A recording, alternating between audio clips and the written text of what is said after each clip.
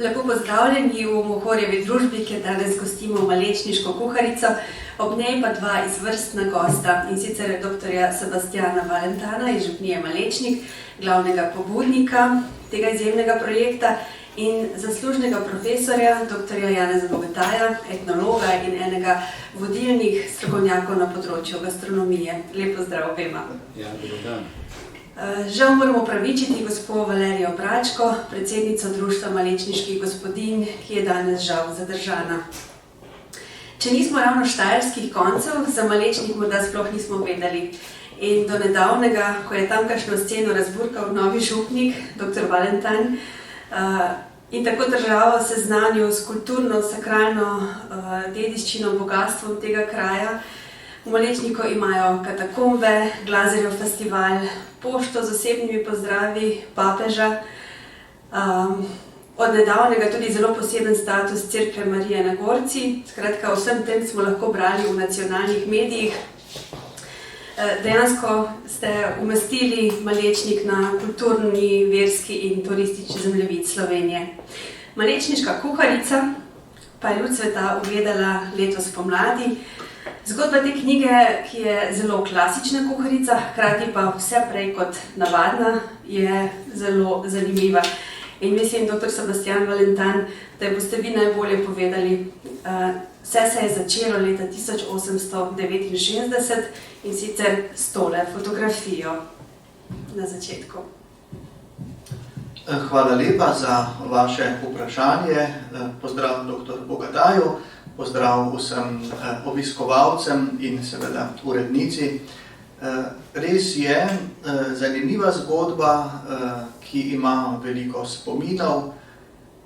Prinesla mi je kmalu, ko sem prišel v Malečnik, ena gospa, danes jo zelo dobro poznam in poznamo, gospa Anica Žižek, recepte, rokopis receptov svoje mame in povedala, da so to recepti, ki jih je zapisovala po navodilih šolskih sester, ki so nekoč delovale v Malečniku.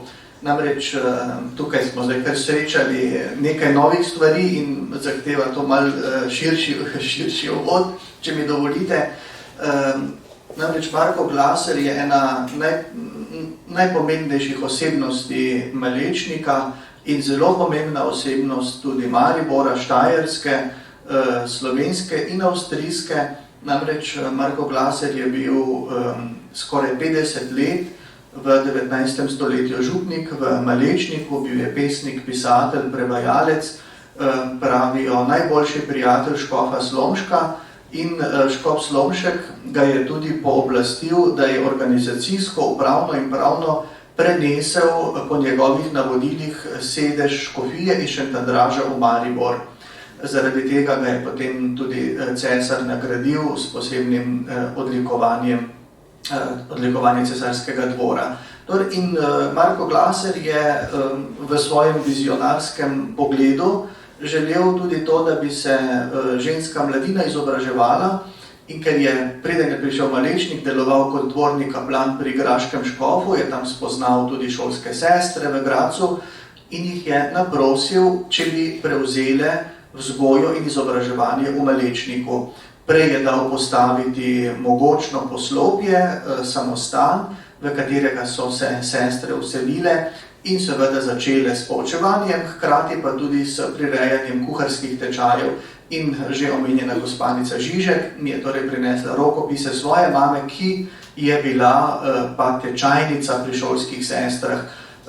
Vsa ta zgodovina, širina vsega tega me je res nagovorila, da sem predlagal predsednici Društva malečniških gospodinj, če bi skupaj naredili en lep projekt in seveda potem tudi vam, Celjski Mohorjevi založbi, da bi izdali v knjižni obliki te recepte, ki so dragoceni tudi za današnji čas in na nek način poklon vsem tem, ki so na njih delali. Dr. Bogataj, kakšna je bila gastronomska podoba na Slovenskem konec 19. stoletja? Bi lahko rekli, da lahko ta čas nekako razdelimo na čas pred šolskimi sestrami in po njih? Ja, najprej lep dober dan vsem, hvala založbi za povabilo, pa posebej pozdravljam tudi gospoda Valentana. To popolnoma drži, se pravi, to bi rekel pedagoško delovanje šolskih sester, pa tudi uršulink, recimo v Ljubljani, in še nekaterih drugih krajih, je pomembno, bi rekel, poseglo na področje kulinarike in gastronomije. Še danes se mi dogaja, da ko grem na teren, recimo, pa se v kakšni družini pogovarjamo, recimo njihovi že pokojni stari mami, pa rečejo, ja, ona je bila pa izvrstna kuharja, veste, ona se je učila v Prnunah. To je bila dejansko blagovna znamka, če uporabim današnjo terminologijo, ki je seveda vnesla v slovensko kuhanje eno pomembno sestavino, in sicer to, da ni kopirala tujih vzorov, ampak jih je predvsem kapirala, to je eno. In pa, da se je usmerjala v lokalno in regionalno. Zato sem zelo vesel, da če srečam recimo kakšno knjigo takega tipa, kakšna je Malečniška kuharica, vedno rečem, ja, one so bile pa več kot 100 let pred tem, kar je danes v svetu, bi rekel, na prvem mestu. Ker na prvem mestu sta dve stvari v svetovni gastronomiji, lokalno in regionalno, in pa kulturna dediščina. V tem primeru prehranska kulturna dediščina. To so glavne sestavine, ne to novodobno globalno kuhanje, ko dobiš takle krožnik z luknjo v sredin, pa 3 packe bučnega olja, ampak seveda dediščina ne kot ponovitev zgodovinskega spomina ali pa nek živi muzej, ampak predvsem spoznavanje teh vrednosti in vrednot, bolj rečeno, in bi rekel prilagajanje tega sodobnim prehranskim usmeritvam. Tudi ta knjiga je nastala tako, da so malečniške gospodinje vse recepte skuhale in jih prilagodile današnjemu okusu. Če pogledate recimo, kaj se v zadnjih 200 letih recimo naredili na tem področju v Sloveniji, so ogromne spremembe. Danes odsvetujejo ogljikove hidrate, takrat so jih močno pospeševali in tako naprej. Močnate, oddelek z močnatimi jedmi je bil najmočnejših, recimo. Na drugi strani ne najdemo v starejših kuharskih knjigah, pa tudi v takih rokopisnih zapiskih, kaj veliko receptov o kruhu, recimo. Jaz sem zdaj pač eno knjigo napisal o kruhu in sem te stvari zelo natančno pregledal. Že Valentin Vodnik nima za eno samo vrsto kruha receptov v svojih kuharskih bukvah. Zakaj? Zaradi tega, ker tukaj ni bilo potrebno izvajati neke inovacije, neko izobraževanje, ker daj nam danes naš vsakdanji kruh tega pravila, so se ljudje pač držali, in danes bi jadikovali, češ, ja, nimam belega kruha. Takrat so pa vedeli, da bel kruh je praznični kruh, drugače so pa vsakdanji kruh je bil malo drugačen. In so pač znali živeti z, bi rekel, ekonomskimi in siceršnjimi življenjskimi možnostmi, ki jih je dalo njihovo obvladovanje del, poznavanje narave in tako dalje in tako dalje. Tako da, če še enkrat to ponovim, šolske sestre so eden od pomembnih mejnikov v zgodovinskem razvoju prehranske kulture na Slovenskem. V Malečniku so to kuharico vzeli res za svojo in ne povem, da je to že ponatis te knjige, zato smo tudi malo zamaknili predstavitev tu v Ljubljani. Na tem dogodku, ki smo ga imeli takrat v Malečniku, je bilo mogoče videti tudi izvirnik tega zvezka, gospe Alojzije Koletnik. Moram reči, da tako na prvi videz ni zadeva ne deluje prav zelo obetavno, oziroma pač en zelo star zvezek. Ta navdih vaš, oziroma kako ste to navdušenje, to spodbudo prenesli na vaše gospodinje, ker se mi zdi, če bi bila danes z nami gospa Valerija Bračko, bi to povedala iz lastnih izkušenj, ampak bilo je veliko dvomov, veliko preprek, veliko dela, to je bilo v času korone, skratka, kaj se je potem pri vas dogajalo celo leto? Ja, mene je pač ta zvezek navdušil po sami obliki in vsebini. Mogoče smo pač različno dojemamo stvari, tudi krasna, lepa pisava, ne? Včasih so v šoli ocenjevali lepopis, ne? Danes tega ni več, zato pa vidimo rezultate tega umanjkanja.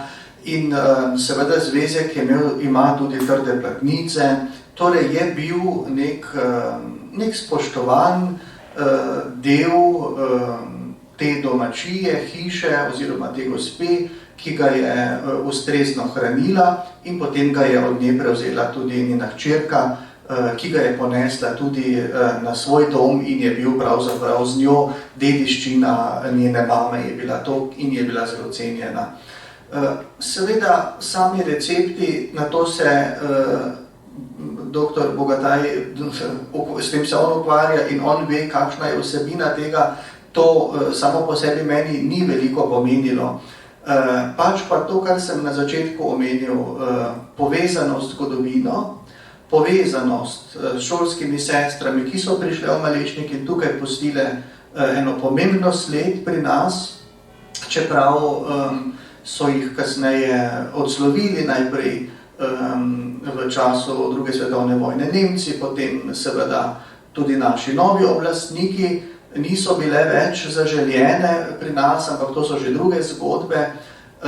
Kakorkoli ljudje v Malečniku, župljani, krajani so sestre ohranili v izredno lepem spominu.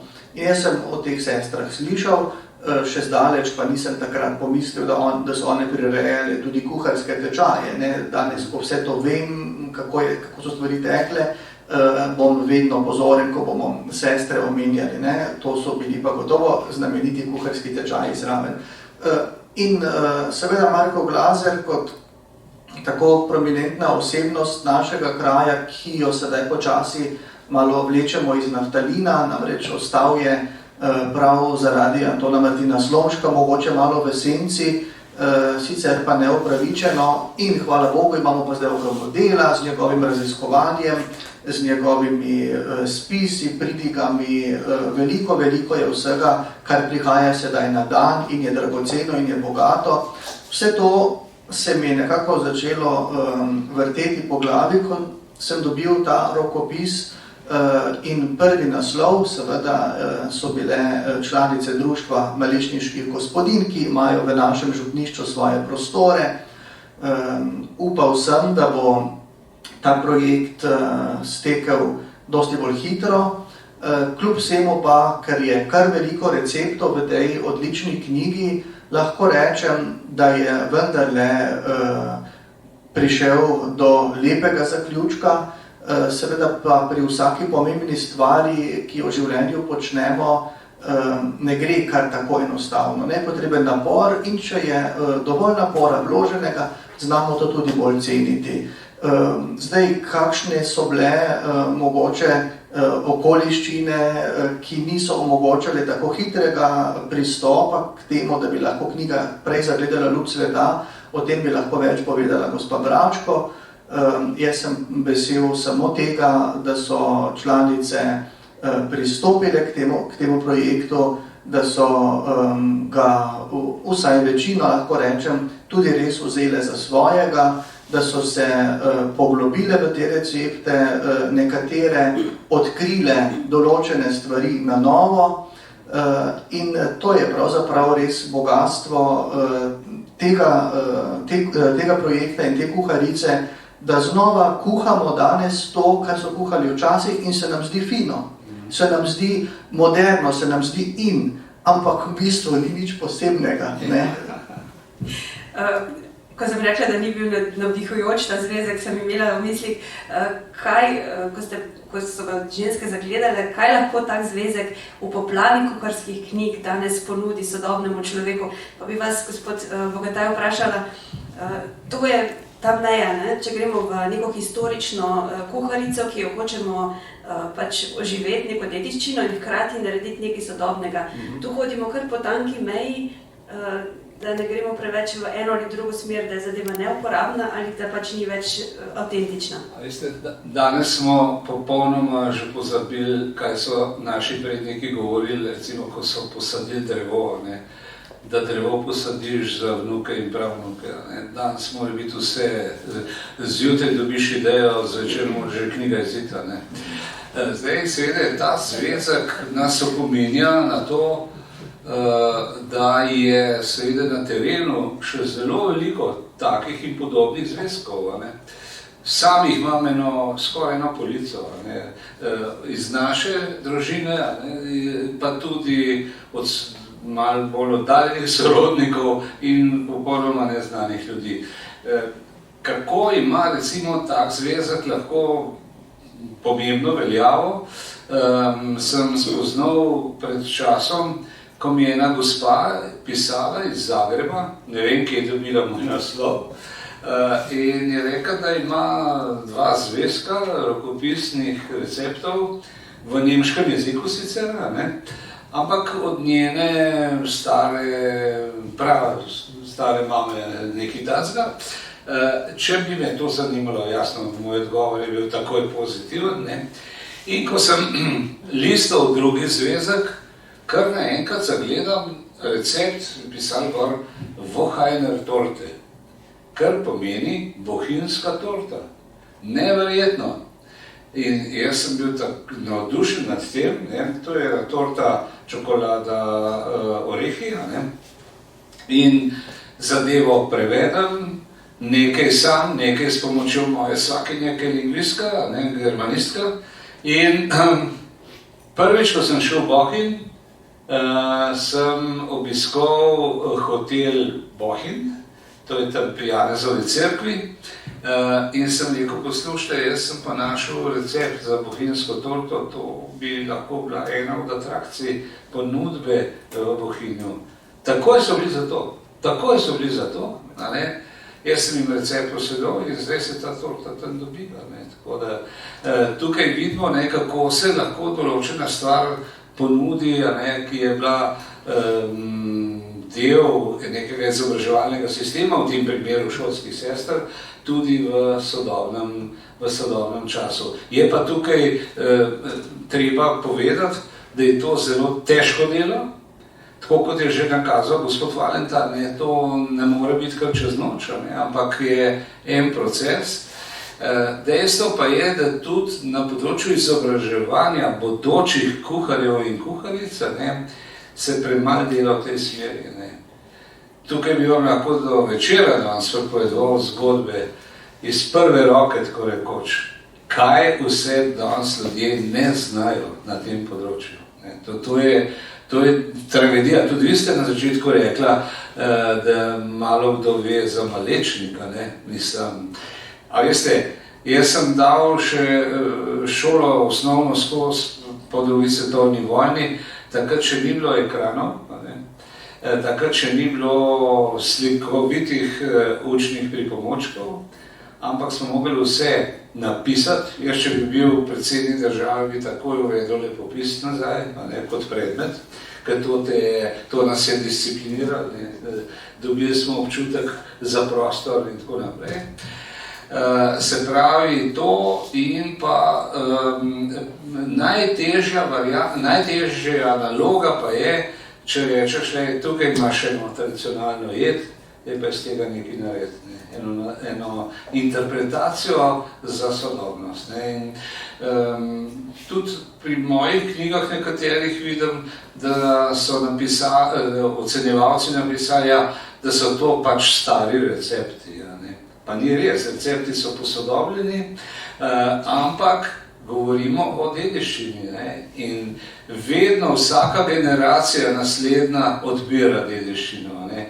nekaj ostane nasitu zgodovine, nekaj pa neusmiljeno pade skozi. In seveda, tudi tisto, kar pade skozi, je vprašanje, ali to zavržemo, ali na nek način ohranimo. Ne? Se pravi, ne bomo tega kuhali zaenkrat, lahko se pa enkrat to zgodi. Ne?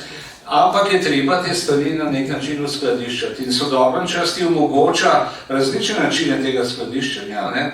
In v tem smislu vidim tudi eno od poslanstv te knjige. Ta knjiga ima več poslanstv, ampak eno od njih je prav to. Ne? Zdaj, že na začetku sem omenil, da je bilo več teh šol, ki so jih vodile redovnice. Omenil sem ljubljansko šolinke, mislim 1888 so s prvim tečajem začele, potem Tomaj je bil zelo znan, Šentjur je bil že železnici, a ne Šentjur pri Celju, kjer je zdaj kmetijska šola, ne, pa verjetno še kaj. Povem pa mogoče še en primer, ki je najnovejši. Zdaj se spravljam pisati nekaj na temo naše družine in sorodstva z tega zornega kota. No in moja stara teta je bila svojemu bratrancu odkar je končal teološko fakulteto, pa do njegove smrti je bila njegova kuharica, gospodinja. Ne? In sem popolnoma po naključju našel med nekimi drugimi papirji eno pismo, ki ga je napisala njena sestra, ki je živela na Gorenjskem, ampak kot mlada deklina je hodila na neko šolo sester v današnji Avstriji, ne na Koroško. In očitno je ta moja teta napisala, ja veš, zdaj bom prevzela gospodinstvo pri Francetu, kaj ne pa kuham. In ona je na format osmerke, to je ta podaljšan format, A4, kot ga danes uporabljamo, z drobno pisavo, lepo pisavo napisala, kar tako v vezani obliki, se bere kot ena pripovedka, recimo, kaj ne kuha. Ne. Tako da jaz sem to seveda zdaj natančno vse prepisal in sem že vzpostavil stik z njenimi dediči, če imajo morda še kaj o njej ohranjenega. Zelo, zelo zanimivo. Zelo zanimivo, ene jedi, za katere sem prvič slišal, recimo, in tako naprej. In to so zanimivosti, s katerimi in po katerih smo mi lahko prihodnje razpoznavni. Ne samo doma, ampak tudi po svetu. To je zelo, zelo... Ne pa mi govoriti, jedi naših babic so čevapčiči, pa jedi naših babic so je mesni doručak, kako se to imenuje. Jaz sem dedek in to so tista 60, 50 pa 60 leta, takrat so se take stvari kuhale. Tudi bi morali danes govoriti o jedeh naših praprababic. To je to. Je pa, če dovolite še to, kar prekinite sicer, je pa zelo zanimivo posegati še dlje nazaj, se pravi v obdobje pred šolskimi sestrami, se pravi kakšnim avtorjem ala Valvazor, recimo, in to so zelo, zelo zanimive zadeve, ali pa recimo kancler oglejskega patriarha 15. stoletje Pavlos Antonino, ki je škofom potoval na vizitacijo dvakrat, enkrat v Dravsko dolino tudi, in prav je za Dravsko dolino, da pojedo zelo veliko mesa. Ampak to so pa zelo, zelo zanimive stvari, za katere v tej naši ljubi sodobni Sloveniji tudi ustvarjamo vse drugo prej, kot pa en pravilen odnos do tega. In pogostokrat ustvarjamo neke stereotipe, o te, recimo, bo mašina in grad, pa bojo naredili srednjeveško pojedino. Ja, kaj pa bo to? Ja, z rokami bomo jedali, to je čisto zgrešeno, Redna oprema vsakega odraslega človeka v srednjem veku je bil nož, in so bile vilice, recimo, take dvorogeljne, in zakaj? Zato, da si ti tisto pečenko, ki se je na ražnju vrtela na bodu, z nožem odrezal in potem spet na bodu odrezan kos in ga nesel v usta, Žlica je prišla zelo pozno, Ja, če smem tukaj nekaj dopolniti, ravno ker omenjate gradove. Lani sem bil na eni razstavi v gradu Negova in tam so ravno prikazovali, mislim, da je bilo 17. stoletje, so imeli na takih velikih plakatih tudi natiskanih nekaj receptov, kaj se je takrat jedlo, kakšne gostije so prirejali, koliko loncev masti so porabili, koliko žab so pojedli, koliko rib so ulovili v tistem vidre tudi. In torej neverjetno, kako bogata je bila kulinarika in kako so znali vse to ceniti, zapisati in tudi to je eno veliko odkritje za današnji čas. Ja, in recimo, če tudi jaz nekaj nadaljujem, ta Paolo Santonino, on reče, najprej so nam postregli to je bilo enih 10, 12, 15 krožnikov in ko smo se že dodobra najedli, so prinesli še popolnoma sveže pečen bel kruh perlic z medom. To vemo pa, da so v tistem času, to so bili predstavniki zgornjih družbenih skupin, da so si včasih pomagali tudi s tem, da so si s prstom bruhanje ustvarjali, da so iz prazne želodci jedli naprej. To je pa druga plat medalja. Ampak tudi podložniki so pa spoštovali ritem vsakdanjikov in praznikov. In se je točno vedela, mene včasih rečejo, zlasti v medijih, ja, kaj pa ne postrežemo za Božič. Ja, pravim, Božič je praznik, to se pravi ne neko vsakdanjo jed, ampak neko praznično jed. In vem iz številnih primerov, da zlasti zdaj nekatere mlade družine v Sloveniji so začele Božič uporabljati za to, da skuhajo nekaj iz dediščine. Recimo še pred 30 leti je bilo zelo običajno, da so kuhali kakšno indijsko jed za Božič ali kaj podobnega. To je zdaj mimo. Zdaj pa tudi meni pišejo mnogi vsako leto po elektronski pošti, ali imate kakšen originalni recept iz te pokrajine slovenske. Mi smo slišali, da je bila taka in taka pogača in jim bolj pošljem, če imam ta recept in ga pošljem seveda. To je zelo dobro, tako da se ljudje le zavedajo, ampak tega bi bilo lahko več. Recimo, šolski kurikulum je popolnoma problematičen na slovenskem, in še to povem pa pred časom sem na Štajerskem obiskal eno šolo, oziroma so me povabili, če jim naredim eno predavanje o tem, kako živeti s kulturno dediščino v sodobnem svetu. In ko je bilo predavanje konec, otroci so zelo odlično poslušali, mi reče ravnateljica, a vas lahko povabim na kosilo? Sem rekel z veseljem, a greva tle nasproti šole je ena gostilna, ali gremo v šolsko kuhinjo? Sem rekel, obvezno v šolsko kuhinjo, v interesu raziskave. Jaz imam vedno fotoaparat s seboj, in že ko sem se bližal tistemu razdelilnemu pultu, kot temu pravijo, in videl dve zajetni kuharici z aluminijastimi zajemalkami v rokah, sem rekel ravnateljici, kaj pa imate dan za kosilo? Je rekla, bograč. Ampak to ni bilo v Prekmurju, to je bilo na Štajerskem, med Celjem in Mariborom. Je rekel bograč. Sem rekel, a res, a bograč, no to me pa zanima. Že odelač sem videl, da je bila to bogračeva juha, ne pa bograč.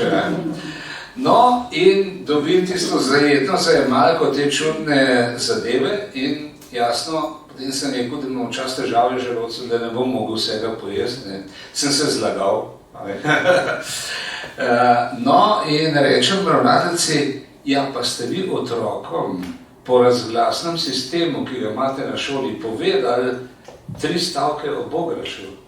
Od kdaj ga kuhamo v Sloveniji, odkot prihaja ta bograč in kaj ta jed pomeni? Je pa rekla, ja, kjer pa dobim podatke? Jaz sem rekel, zdaj ste me užalili. Med drugim tudi v skoraj vsaki moji knjigi, ki govori o kulinariki Slovenije. Je rekla, ja, ta ideja je pa dobra. Sem rekel, ne potrebujete več kot 5 minut in boste videli, otroci bodo z veseljem pa to pojedli, ker bodo vedeli, kaj jih čaka. Bojo komaj čakali, da to poskusijo. To je en tak iztrgan primer, ki dokazuje, da je treba zelo, zelo malo narediti, da dosežemo lahko en velik rezultat.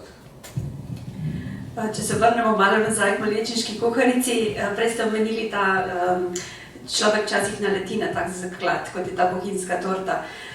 Tole imamo danes nekaj izvrstnih dobrot, pravzaprav popolnoma iz malečniške kuharice.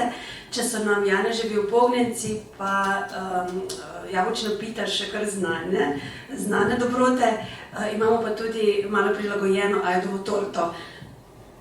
Pa še nekaj takih receptov, ki so se skoraj proslavili že iz te kuharice. Kaj bi bilo takega, kaj bi bilo za uporabiti? Kar bi bilo tudi mogoče za turistične promocijske namene, pa se je kakšen recept iz te domače zadeve nagovoril. Pa mogoče kar gospod Valentan, ker biste imeli priložnost, da si kaj poskusiti.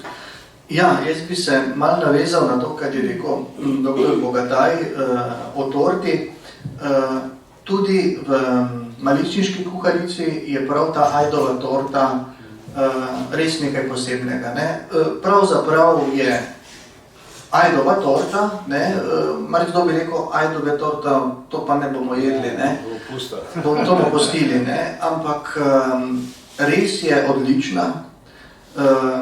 Jaz mislim, da je to kar postala zdaj neka promocija tudi malečnika, če želijo, lahko postane. Vsekakor pri nas v župnišču in v Glazerjevem salonu in galeriji jo redno postrežemo gostom. In je sploh zdaj nekaj časa drugih sladic nismo pripravljali, kadar imamo pač slovesne večerje, recimo ali pa kosila, ko prihajajo ljudje od drugod, na koncu postrežemo preprosto rezino ajdove torte. Vsi gledajo, kaj to je, jaz potem z veseljem razložim, predstavim in v glavnem so bili to zdaj vsi navdušeni in res velika promocija za nas in to lahko gre potem seveda v svet, širom okrog, preprosta jed, ki naredi lahko dogodek pa kljub temu zelo slovesen. Tukaj moramo razlikovati. Eno so gosti iz Slovenije, ki pridejo v Malečnik, recimo, ali pa kamorkoli drugam. Drugo so pa gosti iz tujine in pri tujih gostih, ali pa pri drugih gostih moramo upoštevati, odkot prihajajo. Recimo iz ene razvajene nekdanje zahodne Evrope bi bilo to izjemno pozitivno dejanje, če bi jim postregali ajdovo torto. Zdaj, recimo, jaz neštetkrat, ko predavam za gostince, rečem, dajte v menije tudi ajdo. In sicer ajdovo moko in ajdovo kašo. Kaše so zelo, zelo zanimive. Letos praznujemo, oziroma je leto prosa. Prosene kaše, tudi prosene moke v svetu. Združeni narodi so to razglasili. To je najbolj množično žito na Slovenskem bilo. Medtem, ker ajda je pa zelo hitro prevzela srca takratnih Slovencev v 16. veku, recimo pa v 17. predvsem. Skratka, je zelo važno in bolj enostavne jedi so, bolj so zanimive za razvajenega svetovljana danes, ne. In recimo ljudje imajo pa seveda do teh jedi čas tudi kakšno zavoro in ker jih spominja recimo na težko življenje njihovih staršev, ne. Ampak to je zaradi tega, ker manjka prava pedagogika, ne. To je vse samo vprašanje vzgoje, ne. Seveda velike naloge na tem področju poleg šole ima tudi družina, ne. In seveda sploh ne pristanem na argumente, ki jih pogostokrat slišim, češ, ja, danes pa ljudje nimajo časa. Časa je danes ogromno. Mečemo ga z lopato čez okno, ne. In je samo vprašanje, kako si organiziramo določen dan ali pa določene obdobje. Jaz se spominjam, ko sem hodil še v gimnazijo, seveda, ja, pa v osnovno šolo.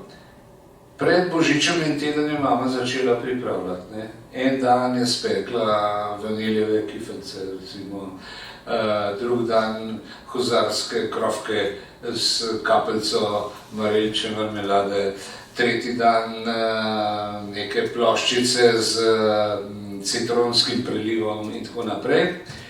In je to lepo zlagala v porcelanaste posode, prekrila s prtom, dala v spalnico na omare in rekla, to bomo imeli pa za Božič, da slučajno ne bi prej kaj jedel. Ampak jaz sem bil že takrat kar ustvarjalen z rokami, a ne, in sem zelo na poseben stil sem imel, da sem iz sredine ven pobral, da navzven izgleda, da so ti piškoti tako, ko morajo piti, sredina pa počasi vodila, da stala. In potem je moj oče seveda vedno uporabil, bi rekel, zgornji ukrep, sem jih dobil par okrog ušes ali pa po riti, a ne. Danes bi prišel z advokatom, a ne. No, in zadeva je bila pač na ta način urejena, da smo kljub vsemu imeli dovolj piškotov in vsega ostalega za tako božični večer kot naslednji dan za božično kosilo, a ne.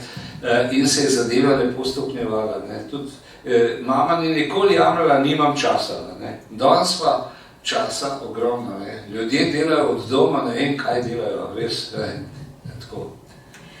Če za piko na i, vseeno še pa opozorimo na te čudovite fotografije. Kolega Neuwirth je avtor. Nič ni nam pač prepuščeno naključju pri tej knjigi. Zelo ste se potrudili tako s posodo, tako s fotografiranjem. Veliko truda je bilo oziroma pozornosti temu namenjeno, ne? Ja, res je. Tudi tukaj zahvala založbi in zahvala dr. Bogataju, ki je predlagal tak način. Boste mogoče že vi kaj potem povedali. Jaz sem vesel tega pristopa, tudi tega, da smo naredili to fotografijo, posodobljeno, poustvarili pravzaprav črno-belo fotografijo šolskih sester s tečajnicami na prvi strani notranji in na zadnji strani notranji pa sodobna fotografija sedajšnjih članic Društva maličniških gospodinj in nekaterih, ki so še prišli zraven in pomagali pri tem projektu. Prav tako pa smo na ta dan fotografiranja povabili tudi nekdanje, torej oziroma sedaj naslednice šolskih sester iz Malečnika, to so danes frančiškanke brezmadežnega spočetja, ki imajo svojo glavno redovno hišo v Slovenski Bistrici in z njimi gojimo res en lep odnos. Posebej, ko smo to knjigo začeli, smo znova vzpostavili ta kontakt in smo veseli, da se sestre rade odzivajo in so seveda tudi same ponosne in vesele, da so njihove predhodnice zapustile to bogato dediščino. Seveda, omenili ste fotografije, omenili ste recepte, da so bili prekuhani, prepečeni. Veliko je bilo res dela in ponosni smo danes na to knjigo. Že na to, kar ste omenili, da je prvi natis pošel kmalu, mislim, da v roku enega meseca, ni bilo več knjige za dobiti in so ljudje klicali od vse povsod, kje se še lahko knjiga dobi. Sedaj je pred nami torej prvi ponatis, ponosni smo na to, veseli. Ljudje so knjigo kupovali zase in za svoje sorodnike, prijatelje, tudi zato, da so jo poklanjali kot darilo. Ima trde platnice, barvne fotografije, res izredno lepe in pomembno vsebino, zato je za različne priložnosti več kot primerna in dobrodošla. Fotografije pa seveda tudi naredijo svoje, ja. Ja, tudi jaz moram pozdraviti odločitev založbe, da je uvrstila tudi nekaj fotografij. Poleg tega so te fotografije zelo dobre. Naj povem, da je najtežje fotografirati hrano. To je ena najtežjih zadev. In recimo ljudje danes, če ni vsaj nekaj fotografije, edino jih knjiga ne zanima, ne.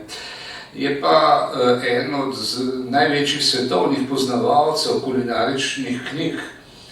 To je Edouard Cointreau, Francoz iz družine Cointreau, to je znameniti liker, pomarančni liker Cointreau.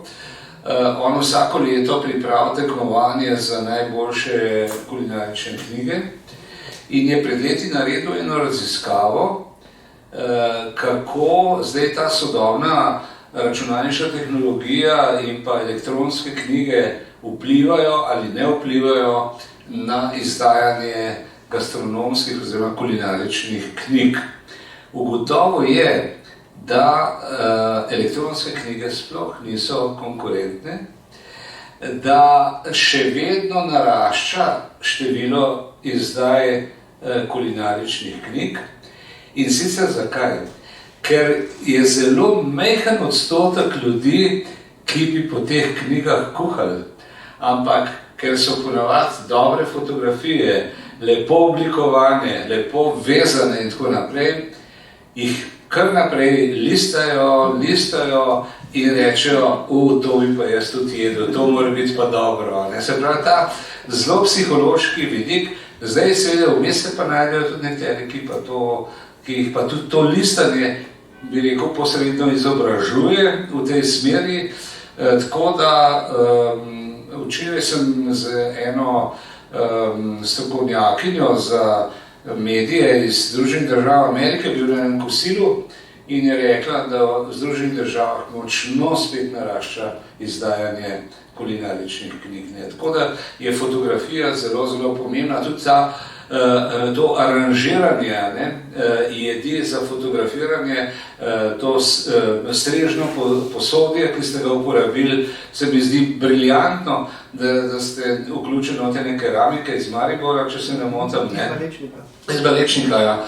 Se pravi, da so različni profili iz lokalnega okolja so oblikovali nastanek te knjige. To se mi zdi zelo, zelo primerno in dobro.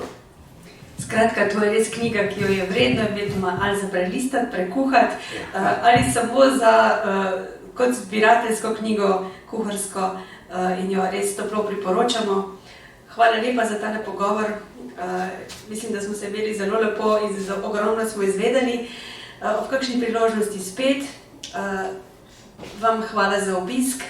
Spet naslednjič pa vabimo v Celjsko Mohorjevo družbo v torek, 10. oktobra, takrat popoldne ob 18:30, ko bo tukaj gostoval ameriški pesnik Sidney Lee na večeru poezije. Hvala lepa.